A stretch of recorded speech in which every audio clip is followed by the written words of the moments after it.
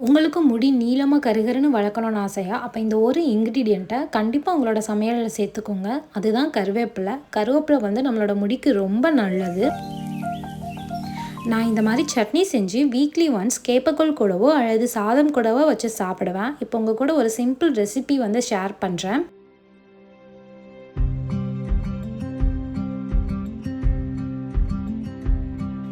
ஒரு பேனில் கொஞ்சம் எண்ணெய் ஊற்றி அது காஞ்சதும் அதில் கொஞ்சம் உளுந்த பருப்பு போட்டுக்கோங்க. உளுந்தம் பருப்பு நல்லா பொரிஞ்சதும் அதில் 4 பல்லு சின்ன வெங்காயம், 3 பல்லு பூண்டு, 2 பச்சை மிளகா, 2 காஞ்ச மிளகா போட்டு நல்லா சாட்டே பண்ணி எடுத்துக்கோங்க.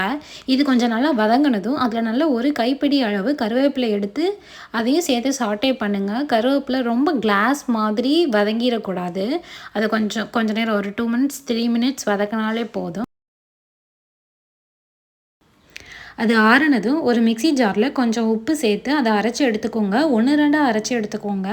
அப்போது இந்த மாதிரி கூழ் கூடலாம் வச்சு சாப்பிட ரொம்ப நல்லாயிருக்கும்.